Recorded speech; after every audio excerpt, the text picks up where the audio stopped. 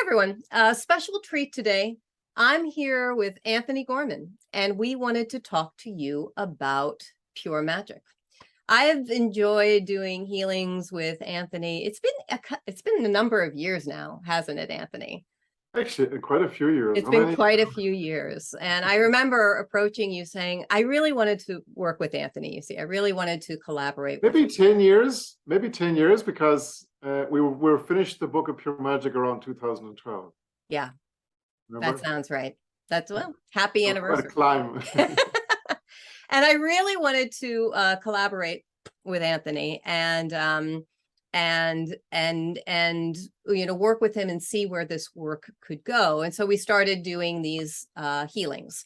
And I've been getting a lot of questions. We've been doing them since then. I've been getting a lot of questions about, why are we structuring the healings the way they are? Why don't you do them online? How do you come up with your topics? Why are you using pure magic? So I thought we would get together. I suggested we get together. We just talk a little bit about the pure magic healings, how we structure them, and where we envision them going. And of course, our current theme, opening to blind spots, which has been extraordinary work. But let's start from the beginning. So, let's, just sort of talk about, let people know what we envisioned when we started working with pure magic. I mean, why pure magic as opposed to some of the other higher level tools? How would you speak to that? One way of saying that is that when we're working with any of the higher level tools, be it Omega or Jewel or Merlin's Grace and everything else, pure magic has already been structured as that tool and given as a transmission. But when you're working with pure magic directly, it's emerging from source according to exactly what's needed in that moment. So it's not coming from the transmission is not in place. It has to manifest and build that transmission and then bridge it as the healing. But then whatever it becomes as the healing becomes sort of more permanent, like a magical structure. It's an ongoing sort of support. So instead of it just being a healing where I'll clear some conditioning and evolve the system, a pure magic healing, whatever it does in the system becomes its own sort of transmission. It becomes a permanent support. Yeah, no, I think that's beautifully said. I mean, it really is unique in how it works. It becomes, I use the language, a template for transformation. It opens the door. It's not just a release. It opens the door to a new way of being and restructures the system to support it being the new way. And becomes ongoing support for that ongoing change. So it really is, as we've observed over the past 10 years, it's developing the system towards magic and towards magical transformation. So I've been delighted with the work and what we've seen and the feedback that we've gotten from it. And I'm glad that people ask us, would you consider doing it online and all of that. But I really wanted to, and I'd love for you to speak to this, Anthony, but I really wanted an opportunity. I do a lot of, online events and they're wonderful. And they're a wonderful way to, have connection with the community. But I really wanted an opportunity to do this work and see how far we could take it.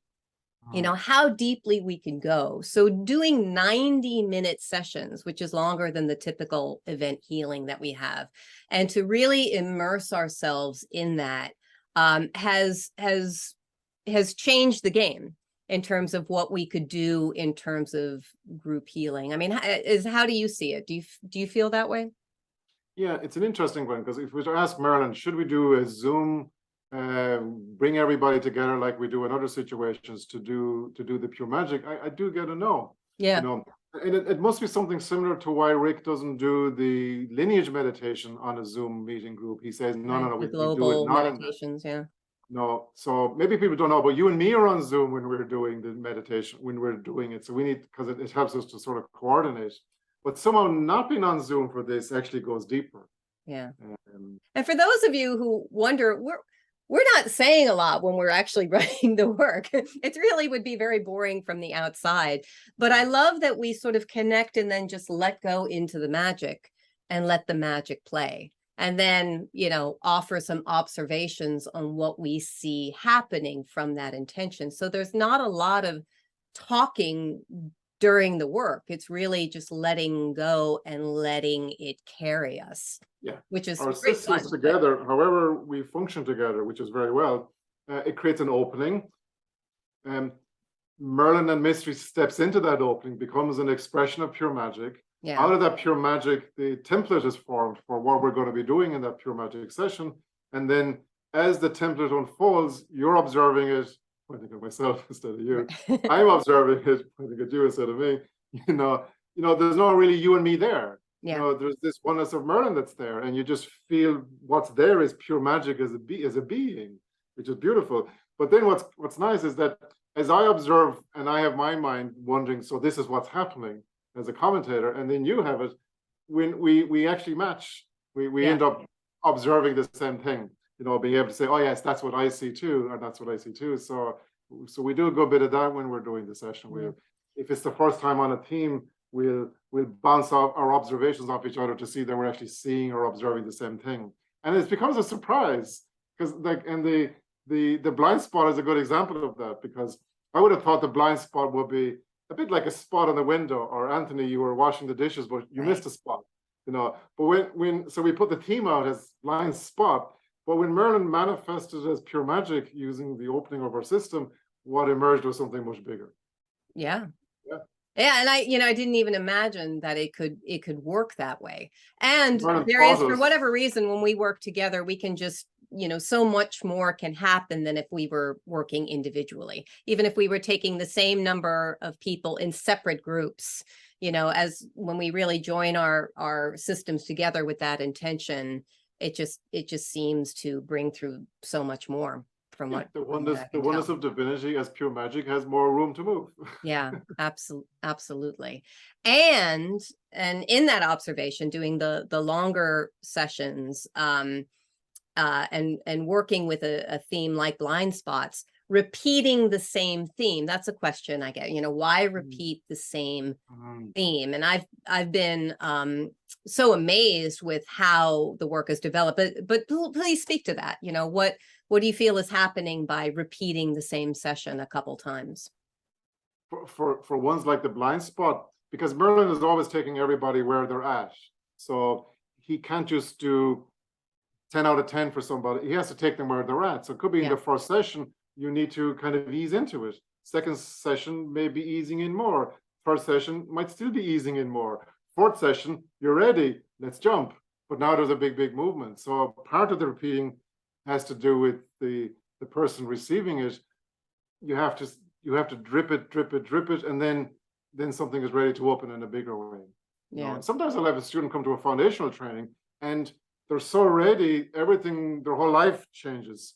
And another person, it's so challenging just to survive foundational training. They need to ease into it.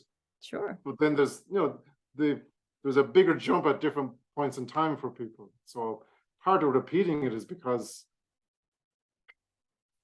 it's a gradual process. You have to be. It's an ongoing process. You can't just open the flower. You've got to nurture it. So each session is nurturing the person uniquely according to what they need, giving you how much of that you can take. Yeah. I've said to Merlin sometimes, turn it down a bit. You can't take any more. Yeah. And it's true. I mean, it'll take you where you are from the point that you're at. We think of, oh, I'm going to work on this issue and it's done. I'm going to do this type of healing and now I'm fixed. Or, but we're really entering this ongoing process of transformation, and to watch that intention deepen and change in terms of how it's executed and expressed each time has been amazing. And we didn't really see that until we started repeating our themes like 2 or 3 times. So, I hope that we'll continue whenever we pick a new theme, that we'll really have a chance to, and people can just do it once or they can do it a number of times, whatever feels right for them, but to really see how the work deepens and trains the system for a new kind of opening. So that's exciting. So let's talk about, the blind spots and what we've seen with that healing, the opening to blind spots. Like you, I mean, I figured, oh, it's going to help bring your awareness into one thing that's hard to see. And it's important to bring awareness. And that was and help it release more easily. That's kind of what I imagined it would be like, but who knew that it would retrain the system to not have that kind of holding anymore. I mean, what's been your observation about that and how it's played? Exactly that.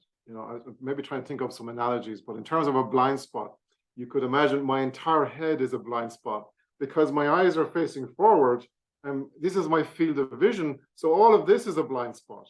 In other words, the blind spot isn't just a spot on the dish, it's the entire dish itself. Yeah. And I used to think of blind spots were deep, but just a piece of something, but they're more and more, it's the core of everything. Yeah. It's the whole, it's not just unconscious. And I would have thought a blind spot was like a person might say, oh, I'd like to point out one of your blind spots. They want to tell you about something that's annoying them about you, but that's not a blind spot. They're just pointing out a normal sort of piece of personality or behavior. But a blind spot is something much deeper and more fundamental. And here's one way I've looked at it more recently, is the blind spot is a place in my consciousness, in our consciousness, where there's no way I want to or would ever go anywhere near that place because there's so much fear and panic there. Yeah. Unless Merlin's pure magic grace can create bridging there for me gradually, to bring me to the day that I can go in there. It's not a blind spot. It's more where I'm coming from. Yeah. But I can't get to that place to come from there because there's too much fear and panic. It's so core, it's unimaginable to give it up. Yeah. It's unimaginable to give it up. And so of course it's threatening because one can't imagine. And so it goes so much more deeply and requires more transformation to change than anything else I think we've worked on, and to it's go much after. more existential fear as well. It's much more like, I could point out something about your behavior, Lorraine, and you kind of go, oh, okay, Anthony, all right, fine. But you couldn't point out a blind spot because it would bring up so much. Yeah. You have annihilated me, it's like you're judging me, you just can't, it can't be pointed out in that way. It's not, a blind spot isn't just a spot in the normal psychology, it's something much more fundamental. Yeah. And it is shattering when something like that changes. We all know the feeling well. We've all had those moments where something so core was revealed, and it changes the whole perspective, the whole worldview, your whole, which touches into potentially every relationship and your relationship with life. When something like that changes, it's so fundamental. It can be a complete upheaval, which is why we're so grateful we have magic and grace that plays through in this way, that offers, support in that transformation. Exactly. And pure magic is the types of healing that's doing that. When we manifest it from pure magic, it has the capability of being able to bring in that sort of maturity for consciousness. Yeah. And it's fun. Being human. It's delightful, it's wonderful working with you and to bring this through, and it is for students only. And part of the reason I want to do that is like you, I'm sure when I started teaching full time, I couldn't sustain an ongoing practice. So we wanted to bring something to support the community in an ongoing way. And so this has been fantastic. And the healings we do have, you need so much context around avatars and Merlin and magic. There's no way we would want to do it for somebody who's not a student. Yeah. So I look forward to keep on keeping on. So our next one is going to be December 10th and 11th. It'll be our last one of the year, and then we will look forward to what 2023 brings. So anyway, thanks for hanging out with me, Anthony. It's good to see. This is fun. We should do this more. And take care, everyone. And we look forward to seeing you sometime soon. Okay. Take care.